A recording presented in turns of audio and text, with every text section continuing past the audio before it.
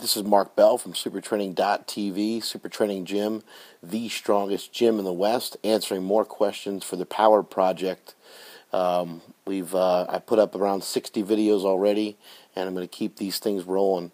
I stole my son's Mario hat, which is amazing. It's kind of like a gas station hat. I actually want to start to collect a lot of gas station hats, because look at this like straight brim and how huge the brim is.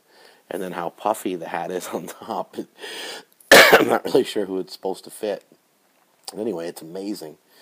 Got a couple of questions from a guy named Craig Cordy. He has a couple questions. One is about the man pond. When do you use it? The man pond is a foamy, spongy type thing that we utilize that's connected to, that's basically, it's like a pillow that's on top of a one board. You can utilize anything you want for that. You could utilize a pillow. You could utilize a phone book or something that's soft that's going to have a similar effect. A chunk of foam, anything, a cushion from your couch. You can utilize a lot of different things to mimic it. A carpet is an old school kind of way of doing it. You roll up a carpet a couple times and then just tape it up a few times, and it will get really disgusting, so you might need to shave your carpet every once in a while, or you might need to vacuum it.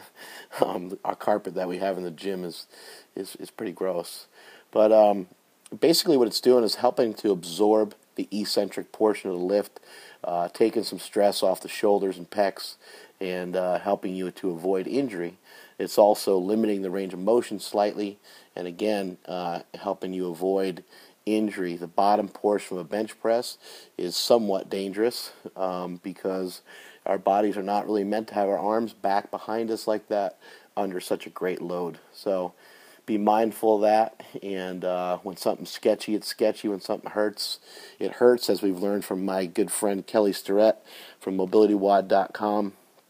Use your head. If something hurts, then it's probably not good. So if something starts to hurt a little bit, utilize some caution. Throw on a slingshot, throw in the man pond. This guy asks, how often do I use it? I use it when I see fit.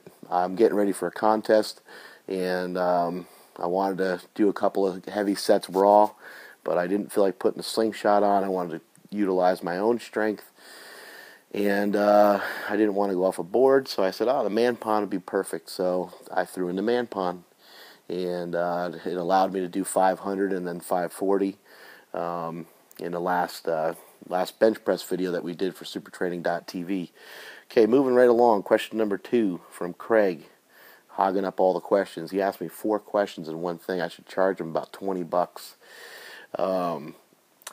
He said he believes the sticking point in his bench press is about a third of the way up from his chest.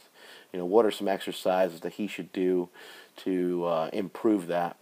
The best thing you can do to improve that is pauses. Pause your benches, pause them at the bottom, give it a 1 or 2 count, and then drive the weight back up. Pauses kind of help solve everything. It'll help your lockout. It'll help you drive off your chest. You can implement the pauses wherever you'd like. They could be for max effort work. The pauses can be implemented on your speed day. You can kind of throw them in wherever you'd like. Even as an assistance movement, you can do like 3 sets of 5 after you did your max effort work, or however the hell you want to do it. Floor presses are good. Hopefully your gym has a floor. The floor press was invented by Dr. Floor in 1964 when he couldn't open the door to his store. So don't ignore the floor press. Utilize it, embrace it. It's a great Dr. Floor 1964. Don't forget that. Make sure you write that down. It's important. The floor press is a great lift. Again, you're going to pause the weight at the bottom, let both of your triceps hit the ground evenly, and then press the weight back up. Works your lockout. It's similar to a box squat for your upper body, I guess you would say. Again, somewhat partial range of motion. Dumbbell work is going to help solve a lot of issues. Hold your dumbbells this way, not this way. Hold them this way because I said so.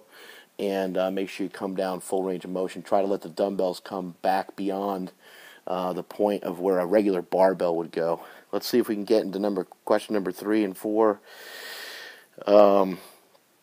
He basically goes on to say here that he's wondering if he should get a Mad Dog slingshot, the answer to that is yes.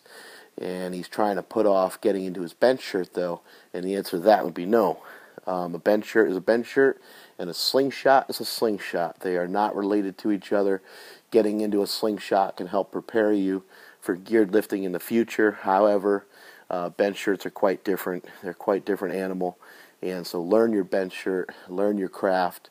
A lot of guys, bitch and complain about being in their bench shirt for more than 1 or 2 weeks in a row, but it's my belief that you do need to develop raw strength. That is very important. At the same time, there's a time and place to hop in that shirt. There's a time and a place to build strength in the shirt as well, and it's kind of difficult to build strength in your shirt if you're not in your shirt.